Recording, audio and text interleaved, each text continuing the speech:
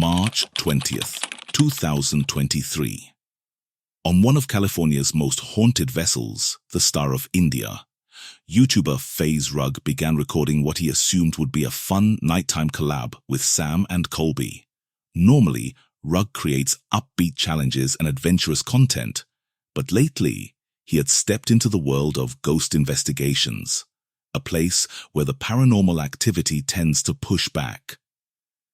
Yet, on this night, the ship had its own plan. Everything began the way most supernatural hunts do. Soft introductions, a slow walkthrough of the ship's narrow, creaking hallways, and unsettling stories about the spirits rumored to still remain on board. Saloon area. So one of the most haunted areas on the ship, as far as if you want to say a spirit has a home base, is the first mate's cabin, which is this right here. Oh, great. Starting off real bad. Nice. Tiny. A British Army captain named McBarnett. So he got promoted, and I'm doing that air quotes thing, to a posting in New Zealand. Basically, he screwed up real bad, and we're trying to get rid of him without firing him. He did not want to go. He was an alcoholic. After he had managed to consume about half of the scotch on the ship, the captain... We've just taken his only medication away from him. He's his own throat right in this room. Oh. In this room. In that room. The ship's surgeon stitched him up. He actually ended up being put on watch. And he actually took off all the bandages and stitching. I don't know if I'm just like tripping, but I think I saw like a little like shadow over there. I don't know. Maybe I'm just seeing things because now I'm scared. I was going to say, that was crazy. Another way that he'll show his presence, you'll get this. Whoa. Opposite swing, and if the boat was rocking, they'd kind of be moving together. As you can see right now, they're both kind of coming to a stop. Where he fell from was the topgallant yard. If you look up there, it's the second one from the top. He didn't die right away. No, he fell from the topgallant yard, starboard side, and he landed approximately here, right in this general area. Broke both legs and was knocked unconscious on impact. He never regained consciousness, but he did linger for 4 days. He was like 15 years old. He's a very playful spirit. Well, I'm going to take you to the place where the accident happened. This man's name was never recorded in even the ship's log, so we don't know what his name was. We're going to come down this way. This is where the story happens. Our unnamed crewmen, they were weighing the anchor, which means bringing the anchor up out of water to get the ship underway. They're bringing it up. He's down there in the chain locker laying it out. There was a catastrophic mechanical malfunction with the anchor windlass, which is 2 levels above. The anchor redeployed. Dropped. Gravity carried it right to the bottom of the ocean. While he was in here with this chain, he got tangled up in it and pulled out through that hole. Oh! Right here? It's uncomfortable to imagine what happened to him. It was not good. All right, guys, it's time for the investigation. We're starting in the saloon with the captain. Music box, it's a motion sensor. When you turn it on, it's going to calibrate. Plays a creepy song like this. There we go. So now, anything motion will do this. So it's not supposed to go off. Wait. Could you turn around really quick? I'm not even kidding, bro. Do you see that? 2 is this one and then that one. There we go. All right, look at this. Giant scratch all the way down. I didn't feel it. Has anyone been scratched before? Because I've been scratched on my back. Do you feel it in the moment? I don't think I've ever felt it actually happen. I've never felt it, but either some people will point it out or I'll notice it when I get home. Guys, this is the REM pod. If you get close to it, it makes noise. So I was thinking we put it in the room where somebody bled out right there. Maybe we just do it on the bed because you would think if he here, it'd probably die He like bled over out here. on the bed, yeah. Just like this, guys, if you go into the field, it makes noise. As simple as that. So if we're on the table and we hear something, it's that. It could not be us at all. Yeah, next one. This is an obelisk. It basically reads... Already, bro. Hold on. We're this far away. Is there someone in there? Oh, it answered. Hold on. Can you make that light go off a little more? Just go, oh my God. Oh! Dude, Thank right off you. the bat, we're going to be Immediately. Immediately. If you want to come up to this device, we'll be able to actually hear your voice. This is the captain. Can you describe yourself? Is that what you did in your free time? Did you like to read books? Chain. The chain where the fisherman died, right? Yeah, wait, is what that called the chain locker? The where he chain died. locker. What if it's trying to get us to go there? Not yet. Not yet. Captain, the fisherman, or another spirit. Or John Campbell. Or John Campbell. Like in our sight? Maybe. Freeze. Freeze. If it said sight, all we... Oh, That's like a yes, like a confirmation. All we can see is like where the captain would be. Said freeze and then sight. If it's just one spirit, can you go up to that red light and tap the antenna? Oh my god, there we go. Okay, so it was One just one. spirit. You know what an interesting we could do to trigger the cap? You know those lights? Oh, yeah. We could do that on purpose to attract. They heard about Captain Barnett, who took his life in the saloon, about a teenager named John Campbell, who fell from high above the mast, and about the unnamed fisherman crushed by the ship's heavy anchor chain. Every room felt like it still held a piece of their tragedies. In the captain's private cabin, they powered up motion sensors and electromagnetic detectors. The moment the devices activated, something bizarre happened. 3 long scratches appeared on Rug's neck, red and deep, showing up instantly, even though he never felt pain. Sam and Colby stared, speechless. Then the Ovilus, a tool used to interpret ghost responses, spoke one word: chain. Then it repeated, rope. Both words matched the story of the fisherman crushed below deck.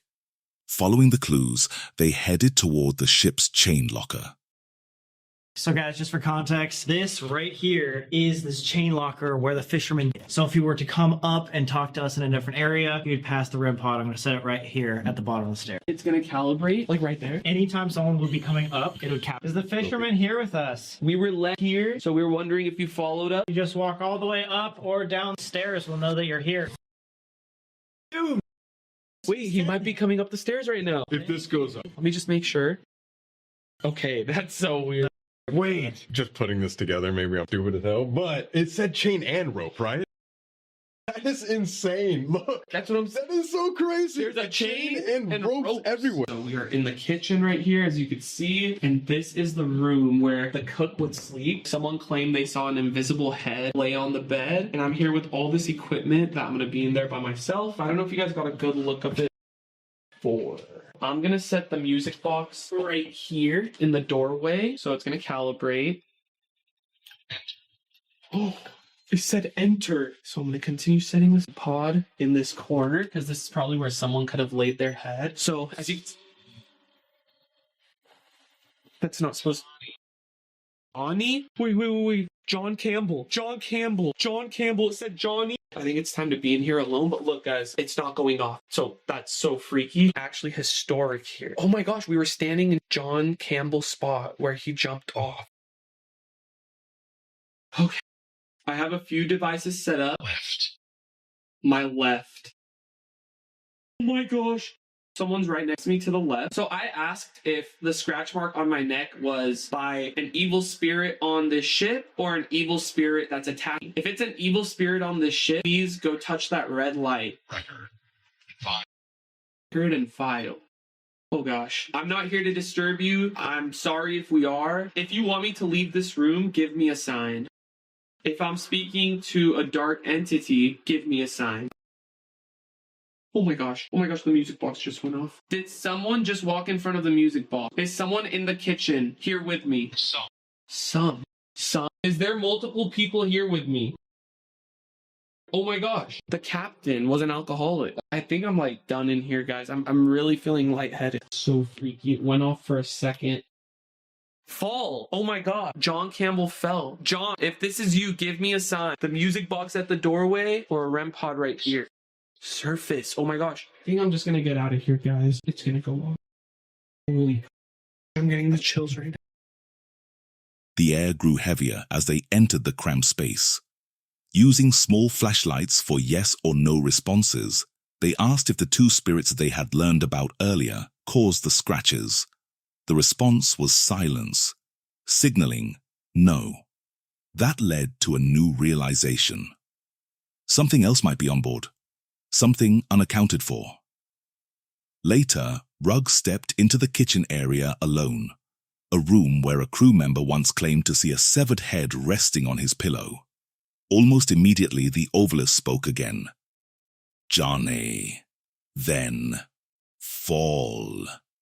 Then, surface. Each word tied directly to the boy who plunged from the mast. Moments later, the music box at the doorway chimed on its own, signaling it was time to stop.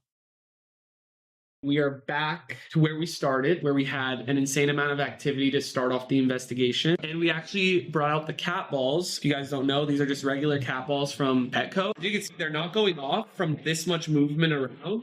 But if you touch it like that, they go off. So That goes off. if that goes off, that is crazy. We also set up, the music box in that room and the REM pod on that couch. I love getting blindfolded. All right, is that good? That's perfect. All right, see if that's too loud. You can turn it up. Turn it off. Okay, I think that's good. So we're good to go now. We can start asking questions. He's under. Rug, you can't hear us, right? Wait, can we turn it up louder? I can't hear you guys, but I just want to hear clear. Okay, there we go. This is so loud. Max volume, right? It's like super loud. All right, Rug, can you hear us? Brian, are you ready to start? That hasn't gone off the entire time we were setting up the That's scene. music box. Safe. First mate's room. Does that mean the captain is here with us? Are we safe here with the captain? Oh, I think it said Campbell. I'm not gonna lie. I think it said Campbell. Are we safe with Campbell? Did the kid follow us up here? Did John make a deal? Or John, are we talking to you? Finish. Finish You want to finish a deal? What deal do you want to finish? And there again. Campbell dropped from the mast. John, are we talking to you specifically? Are you in this room right now where the music box is? Are you making that die fighting So you died here on the ship, is that correct? Tonight. tonight? And Oh, fighting. is he saying something is going to die here tonight? First mate's room. Do you reckon any of us? Have you been? Relax. Earlier you said something negative could possibly be here. Is it with us right now? Harm. Oh my god. Something's trying to harm us. Is it? Yeah.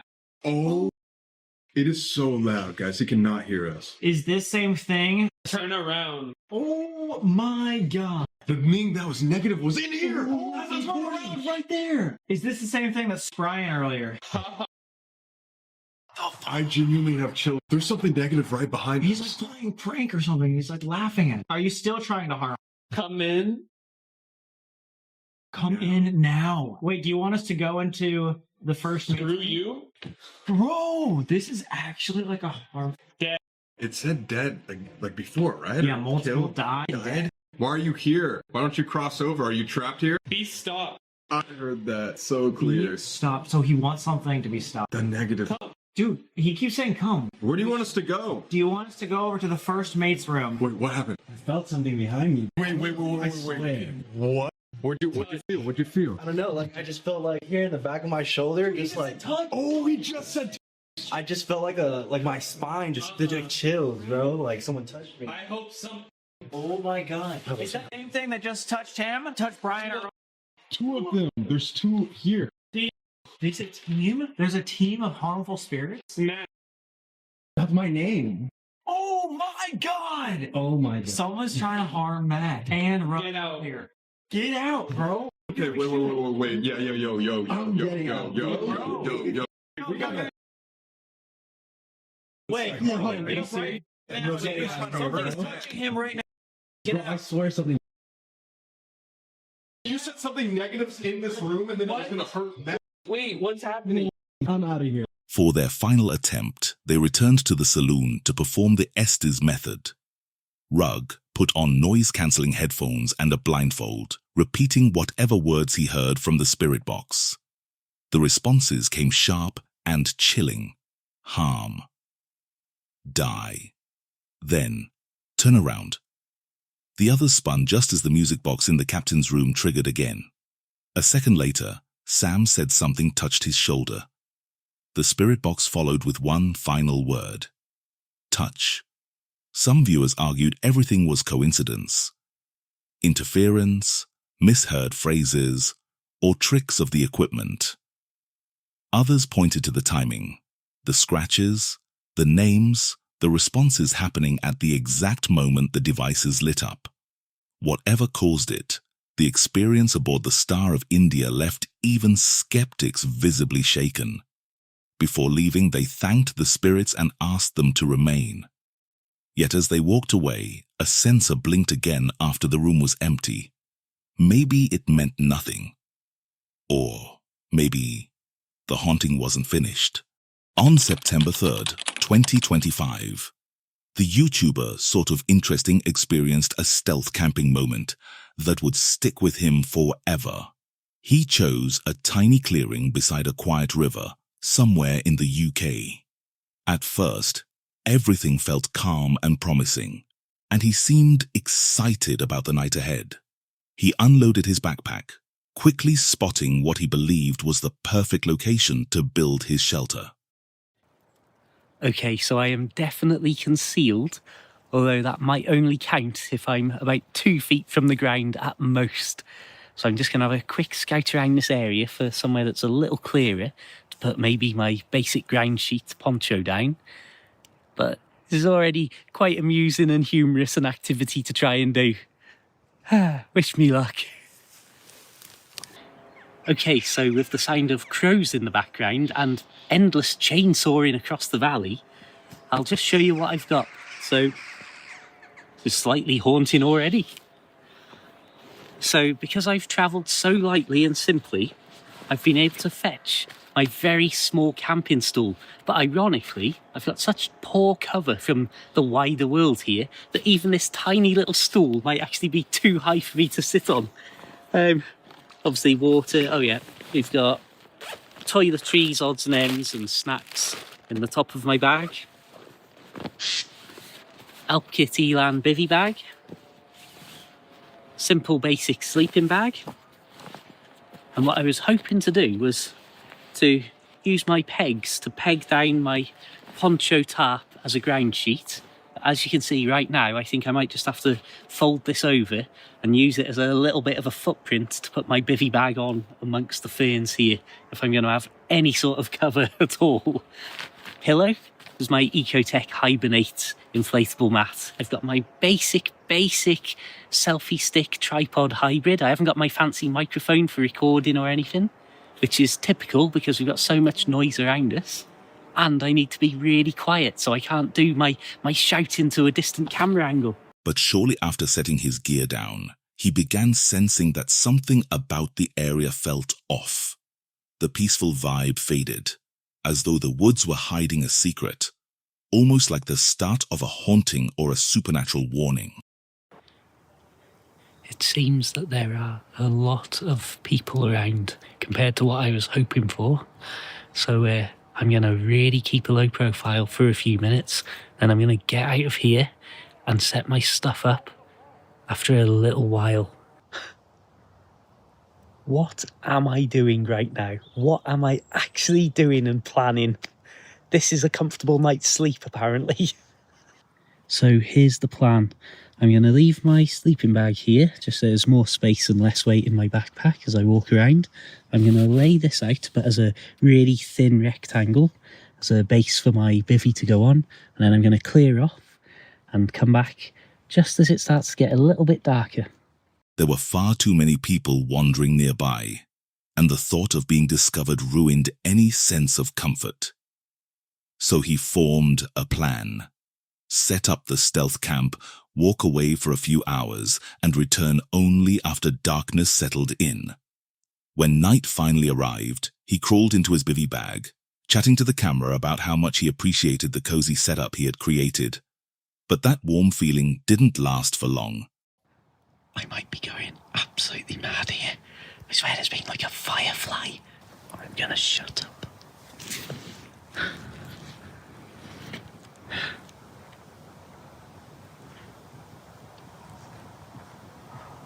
I can hear...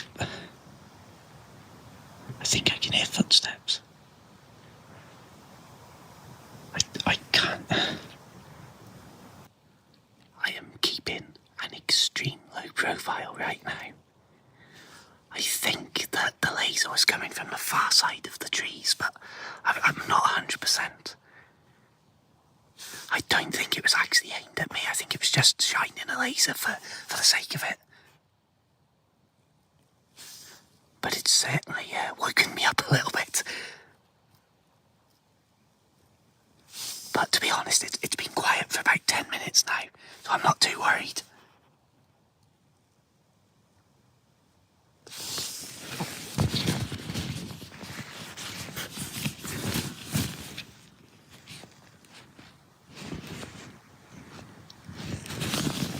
There's a dog in here.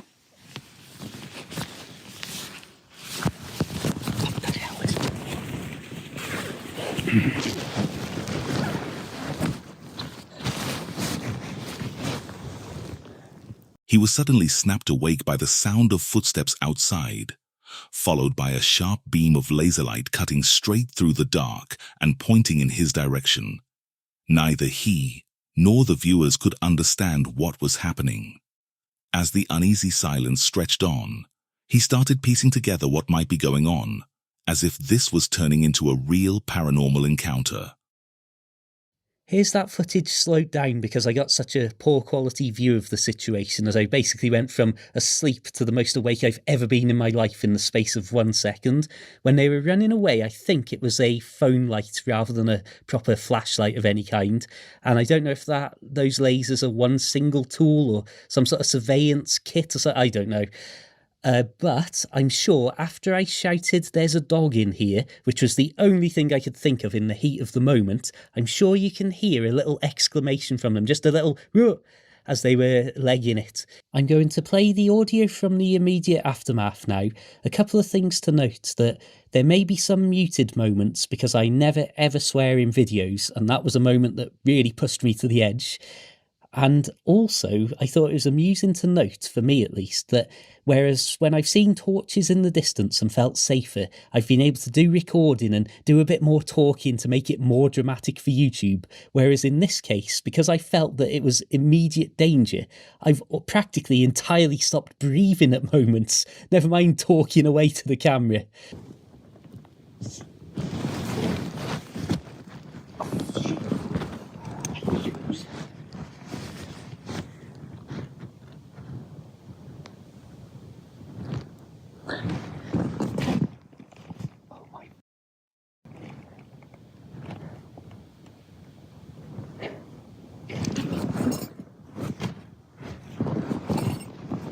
They've stolen my face.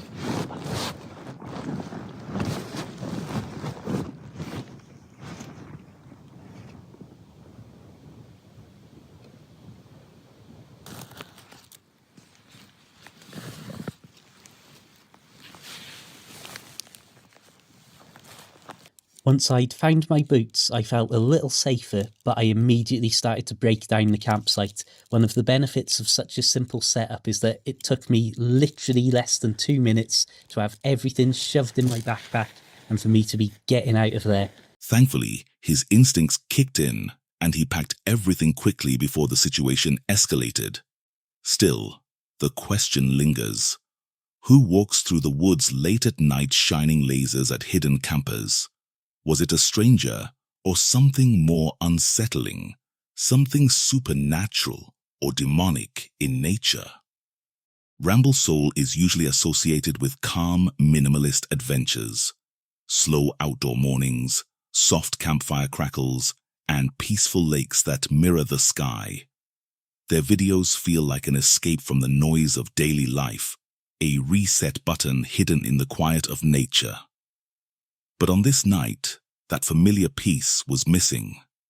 Something in the air felt wrong. The moment they reached the lakeshore, the wind roared like a warning, strong enough to make pitching a tent feel like a losing fight, almost as if the place didn't want them there.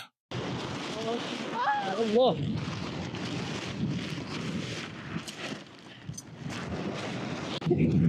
Beni sürüklüyor. Allah Allah.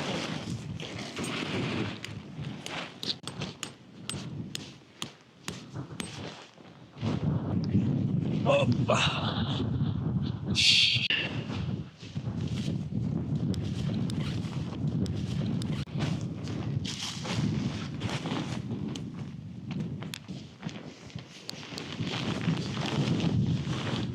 Ya çakamıyorum da. Neresi önü, neresi arkası onu da bilemiyoruz ki. Ay! Başımıza bela ya bu.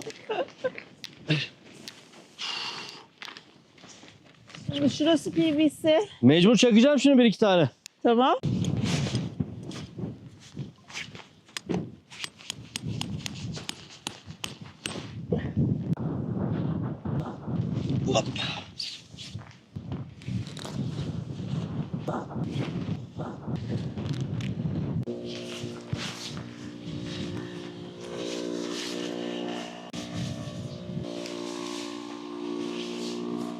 The ground was uneven and exposed, and every effort to build shelter ended in disaster. Tent poles were yanked from their hands, stakes tore loose, and the fabric snapped wildly in the storm. It was as if some unseen force, like a haunting or supernatural presence, refused to let the camp take shape. More than once, the entire tent nearly lifted away into the darkness. Hayır. Of ya. Nasıl yapacağız biz ya?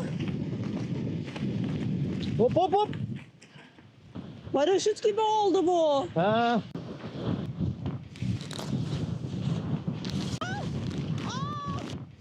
Geldim.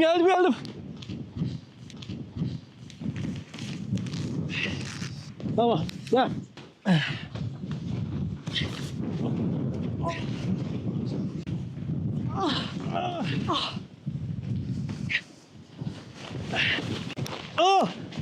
Yuh!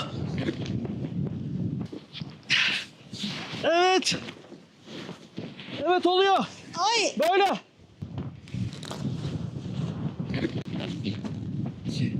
Çekemiyor musun? Çekemiyorum.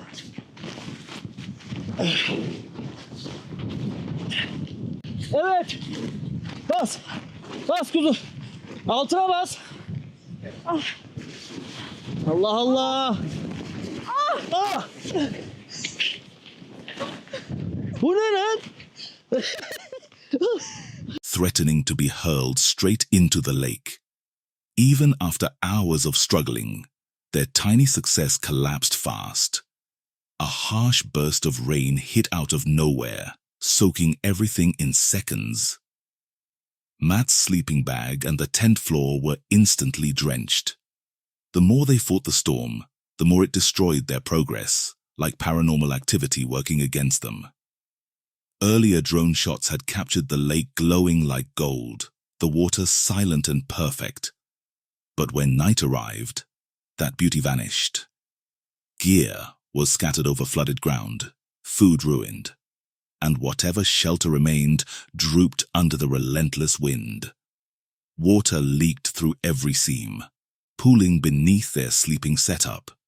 It became clear. Casal DM, a Brazilian couple loved online for their peaceful outdoor cooking and simple riverside fishing trips, recently experienced something far more chilling than any of their usual adventures. Deep inside Rio de Almas, Goiás, far from other people, they pitched their tent. Just the two of them, their loyal dog, and the steady crackle of the campfire. As their dinner simmered over the flames, their dog suddenly became agitated, pacing and barking toward the tree line as if detecting a presence in the darkness. The calm night turned eerie in seconds, almost like the forest was hiding something.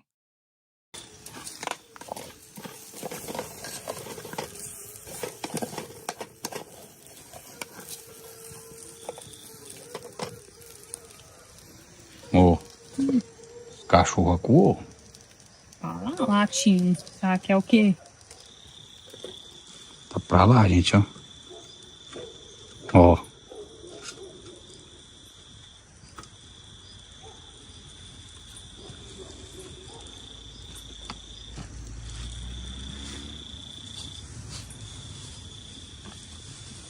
One of them brushed it off, assuming it was just distant wildlife or harmless noise from the woods.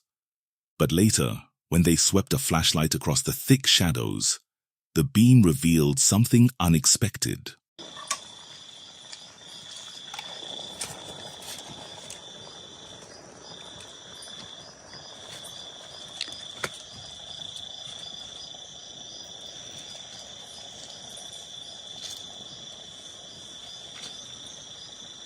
Calor.